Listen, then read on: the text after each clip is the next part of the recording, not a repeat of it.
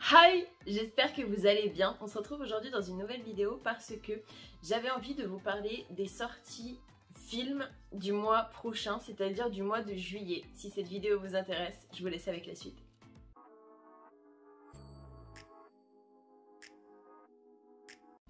Alors, le premier film qui est censé sortir le 6 juin, il s'agit des Mignons 2, Il était une fois Gru.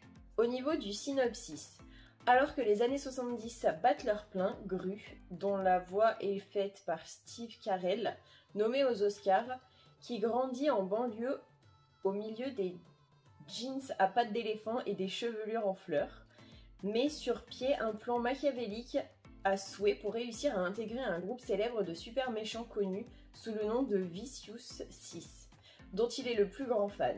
Il est secondé dans sa tâche par les Mignons et ses petits compagnons aussi turbulents que fidèles, avec l'aide de Kevin, Stuart, Bob et Otto.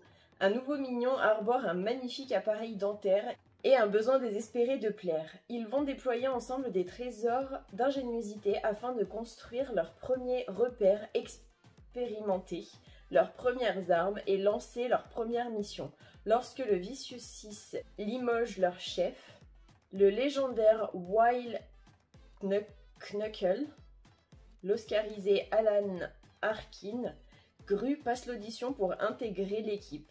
Le moins qu'on puisse dire, c'est que l'entrevue tourne mal et soudain court quand Gru leur démontre sa supériorité et retrouve soudain leur ennemi juré contraint de s'enfuir. Il n'aura donc d'autre choix que de se tourner vers Wild Knuckle lui-même afin de trouver une solution, rencontre qui lui permettra de découvrir que même les super méchants ont parfois besoin d'amis. Là, à mon avis, quand il s'agit des Mignons, les gens vont kiffer. Toujours le 6 juin, il y a le film After Yang, avec Colin Farrell, Jodie Turner-Smith et quelques petits autres gens connus. Au niveau du synopsis, lorsque le grand ami de sa fille en bas âge, l'androïde Yang, tombe en panne, Jake tente de le réparer. Ce faisant, Jake découvre des points de sa vie qui lui échappent. C'est l'occasion pour lui de resserrer les liens l'unissant à sa femme, sa fille, qu'il n'avait pas vu se distendre. Le 8 juin, il y a le film Le Monstre des Mers, qui est apparemment une espèce de film d'animation qui va sortir sur Netflix. Au niveau du scénario, on est sur un charmant marin navigue sur des eaux inexplorées. Il rencontre un monstre marin dont il va en faire son improbable allié.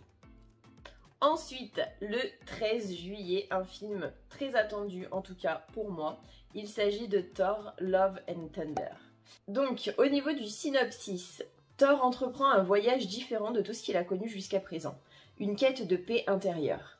Mais sa retraite est interrompue par un tueur galactique connu sous le nom de Gorr, le boucher des dieux, qui cherche à faire disparaître les dieux. Pour combattre cette nouvelle menace, Thor demande de l'aide au roi Valkyrie à Korg et à son ex-petite amie Jane Foster, qui à sa grande surprise manie inexplicablement son marteau magique, Mjolnir. Ensemble, ils se lancent dans une aventure cosmique poignante pour percer le mystère autour de la vengeance du boucher des dieux et l'arrêter avant qu'il ne soit trop tard. Ça, franchement, Thor, personnellement, c'est un des trucs que je surkiffe. Toujours le 13 juillet, il y a le film Du Cobu Président qui doit sortir. Au niveau du synopsis, une nouvelle année scolaire démarre pour Du Cobu. À l'école Saint-Potache, une élection exceptionnelle va avoir lieu pour élire le président des élèves. C'est le début d'une campagne un peu folle dans laquelle vont se lancer les deux adversaires principaux, Du Cobu et Léonie. À l'aide de son ami qui triche et de nombreux gadgets, Du Cobu triche comme jamais et remporte l'élection. Parc d'attractions dans la cour, retour de la sieste, suppression des légumes à la cantine. Pour la touche, trop, c'est trop. Toujours le 13 juillet, il y a le film Rifkin's Festival.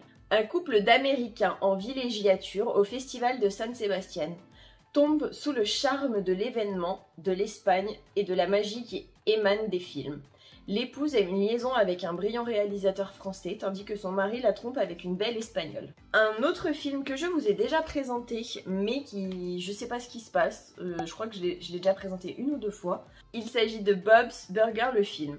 Alors, je sais pas trop ce qui se passe avec ce film parce que je vous l'ai présenté le mois dernier, donc je vous le représenterai pas. Toujours le 20 juillet, il y a l'année du requin. La disparition d'un surfeur met toute la côte landaise en état d'alerte. Un requin rôde dans la baie d'Arcachon. Madja, gendarme maritime sur le point de prendre sa retraite anticipée, saute sur l'occasion pour s'offrir une dernière mission. Ensuite, le 22 juillet, il y a The Gray Man avec Ryan Gosling, Chris Evans. Franchement, juste ces deux-là, ça me donne envie de le regarder. Je sais pas vous, mais moi perso, faut pas me prendre par les sentiments comme ça. Au niveau du synopsis, lorsque le mercenaire le plus redoutable de la CIA, dont nul ne connaît l'identité, découvre par hasard que l'agence dissimule de terribles secrets, un ancien collègue psychopathe met sa tête à prix. S'engage alors une chasse à l'homme à travers la planète menée par des tueurs à gages de toute nationalité. Pourquoi pas? S'il peut y avoir une petite histoire d'amour par la même occasion, ça peut être sympa. Le 27 juillet, il y a le film Crypto et les super animaux. Au niveau du synopsis, dans Crypto et les super animaux, Crypto le super chien et Superman sont deux amis inséparables. Ils possèdent les mêmes super pouvoirs pour combattre côte à côte la criminalité qui sévit à Metropolis. Lorsque Superman et les autres membres de la Justice League sont kidnappés, Crypto doit convaincre sa bande de joyeux lurons, Ace le chien, PB le cochon bedonnant, Merton la tortue et Chip l'écureuil de bien contrôler leur tout nouveau pouvoir pour sauver les super-héros. Et le dernier film, toujours le 27 juillet, il s'agit de Bullet Train, ou Bullet Train, selon comment vous le dites. 5 assassins se retrouvent dans un train à grande vitesse en provenance de Tokyo à destination de Morioka. Avec seulement quelques arrêts entre les deux stations, ils découvrent que leurs missions respectives ne sont pas sans rapport les unes avec les autres. Qui va sortir vivant du train et qu'est-ce qui les attend à la gare? Au niveau du casting, il y a Brad Pitt, il y a Sandra Bullock, il y a vraiment pas mal de monde. Il y a aussi Joey King dedans. Enfin, je veux dire, le synopsis me donne envie. Par contre, au niveau de l'affiche du film, j'avoue qu'on voit aucune personne, entre guillemets, connue. On voit juste une écriture en chinois ou japonais, je sais pas trop. Et enfin, des symboles. Et le titre. Donc, et on voit une chinoise hôtesse de l'air. Enfin, hôtesse de train, du coup.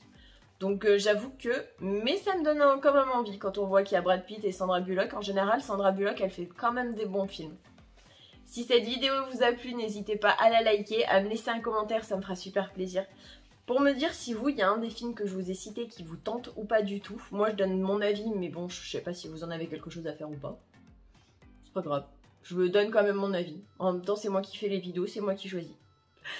N'hésitez pas non plus à vous abonner avec ma tête qui va s'afficher et si vous avez un petit peu de temps à regarder une des 2 précédentes vidéos qui vont s'afficher. Je vous fais plein d'énormes bisous et je vous dis à la prochaine pour une prochaine vidéo.